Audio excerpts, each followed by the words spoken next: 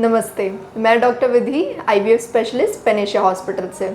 आइए कुछ बहुत ही कॉमन क्वेश्चंस का आंसर देते हैं। बहुत लोग पूछते हैं कि आईवीएफ करवाने से पहले क्या क्या बातों का ध्यान रखना चाहिए। सबसे बहुत ज़रूरी जो चीज़ है वो है आपके परिवार में, आपके आसपास एक पॉजिटिव वाइब्स होना, पॉजिटिव माइंडसेट होना। आप आईवीएफ ट्रीटमेंट ले लीजिए, लेकिन अगर आप स्ट्रेस के साथ लेंगे कि पता नहीं पॉजिटिव होगा कि नहीं होगा, तो वो चीज़ें कभी वर्कआउट नहीं करने वाली हैं। हमेशा कोई भी पेशेंट जब भी डॉक्टर के पास जाता है तो डॉक्टर उनको आईवीएफ का सक्सेस रेट बताते हैं। डिपेंडिंग आपका केस कैसे है, या तो आपको बताया जाएगा कि 30% है, 40% है, 70% है, 80% है, डिपेंडिंग कि आपकी उम्र कितनी है, आपके रिपोर्ट्स कैसे हैं, आपके हस्बैंड के रिपोर्ट्स कैसे हैं। ओवरऑल पूरे केस को देखकर एक सक्सेस रेट डिसाइड किया जाता है। उस सक्सेस रेट में सपोज आपकी अगर 70% पॉजिटिव सक्सेस रेट का आईवीएफ के लिए डॉक्टर बोलते हैं, तो उसमें आपको ये नहीं सोचना है कि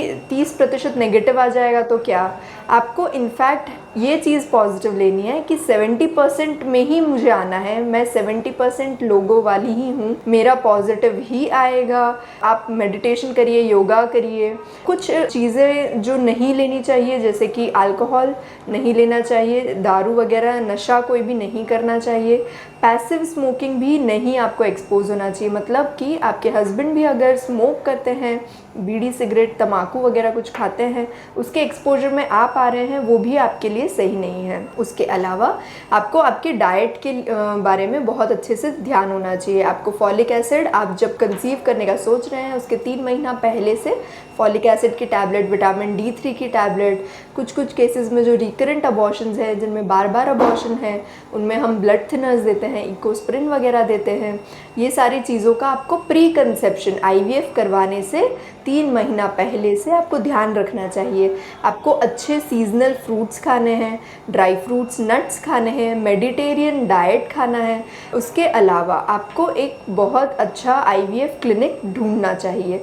बहुत ज़रूरी बात है, क्योंकि आईवीएफ वैसी ट्रीटमेंट नहीं है कि हमने एक ट्रीटमेंट ही सारे पेशेंट्स को हम चला दें। इसको हम कस्टमाइज्ड आईवीएफ बोलते हैं। हर पेशेंट अलग है, हर पेशेंट का शरीर अलग है, हर पेशेंट के शरीर का रिस्पॉन्स टू द ड्रग वो भी अलग अलग होता है। हर पेशेंट का, अगर आप में एक डोज चल रहा है तो ज़रूरी नहीं है कि वो सेम डोज के इंजेक्शंस आपके कोई सिस्टर, आपके कोई रिलेटिव, आपके कोई नेबर को शुरू करवाने से आईवीएफ सक्सेसफुल हो जाएगा। ज़रूरी नहीं है कि आपका और किसी और पेशेंट का आईवीएफ ट्रीटमेंट सेम हो। तो ये सारी चीज़ों का कंपैरिजन नहीं हो सकता है, इसी को कस्टमाइज्ड आईवीएफ बोलते हैं। और कोशिश करिए कि आपका डॉक्टर आपको कस्टमाइज्ड आईवीएफ दे रहा है या नहीं दे रहा है, इस चीज़ की आपको जानकारी हो और अच्छे से सोच समझ के आईवीएफ क्लिनिक का सिलेक्शन होना चाहिए। आइए करते हैं एम्ब्रियो ट्रांसफ़र की बात। एम्ब्रियो ट्रांसफ़र जो है आईवीएफ का लास्ट स्टेप होता है। इसमें हम 5 दिन का या 3 दिन का घर बच्चेदानी के अंदर डाला जाता है और इसके बाद उनको बच्चेदानी में, माता की बच्चेदानी में पनपाया जाता है। ये आईवीएफ का लास्ट स्टेप है। इसके बाद क्या ध्यान रखना है, तो ये बहुत ही कॉमन क्वेश्चंस हैं। बहुत सारे पेशेंट्स पूछते हैं हमको बेड रेस्ट करना है, गर्म पानी पी सकते हैं या नहीं, हम लेट सकते हैं या नहीं, हम करवट ले सकते हैं या नहीं, हम हमारा काम रूटीन वाला कर सकते हैं या नहीं। तो इन चीज़ों का बहुत ही सिंपल आंसर ये है कि जब भी हम एम्ब्रियो ट्रांसफ़र करते हैं उसके 30 मिनट तक नहीं उठाया जाता है, पेशेंट को उसी टेबल पे लेटाया जाता है। पहले 48 आवर्स थोड़े से क्रूशियल होते हैं, उसमें अगर बन पड़े तो आप आराम से लेट के अपना प्रभु का नाम ले सकते हैं, कुछ अच्छे थॉट्स सोच सकते हैं, कुछ अच्छी बुक्स पढ़ सकते हैं। बिल्कुल bed rest, strict bed rest जिसको बोलते हैं, वो बिल्कुल भी ज़रूरी नहीं है। आप अपना routine, light exercise, routine work आप बिल्कुल कर सकते हैं। आप अपना जो चीज़ें नहीं करनी है वो है स्ट्रेनियस एक्सरसाइज, ज़्यादा श्रम वाला काम, ज़्यादा भारी वज़न नहीं उठाना है और रिलेशन नहीं बनाना है।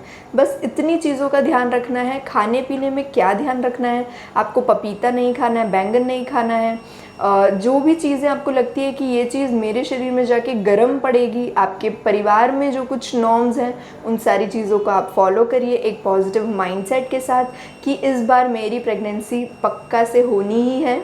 आपका फॉर श्योर रिजल्ट आएगा। इसके अलावा कुछ पेशेंट्स का ये एक डाउट रहता है कि एम्ब्रियो ट्रांसफ़र के बाद मुझे थोड़ा सा वॉमिटिंग सेंसेशन हो रहा है, हल्का सा सूजन लग रहा है बॉडी में, पेट फूला फूला सा लग रहा है, कहीं ये प्रेगनेंसी तो नहीं है। तो इस चीज़ का हम सोल्यूशन देते हैं कि पहले 14 दिन, एम्ब्रियो ट्रांसफ़र के बाद वाले 14 दिन तक प्रेगनेंसी नहीं रुक सकती है। उस समय बीटा HCG का लेवल इतना बढ़ा हुआ नहीं होता है कि आपको प्रेगनेंसी वाले सिम्टम्स आने लगे। ये बस आपके माइंडसेट का कमाल है। इसमें जो ब्लोटिंग है वो उस प्रोजेस्टेरॉन की वजह से है, जो हम देते हैं बच्चे को बच्चेदानी के अंदर चिपकवाने के लिए। तो अगर आपको ब्लोटिंग वगैरह होता है, आप नज़रअंदाज ना करिए, आप अपने डॉक्टर से मिलिए। IVF के बारे में और भी कोई जानकारी चाहिए और कोई डाउट्स हो तो आप प्लीज़ कमेंट सेक्शन में पूछ के बताइएगा हमें।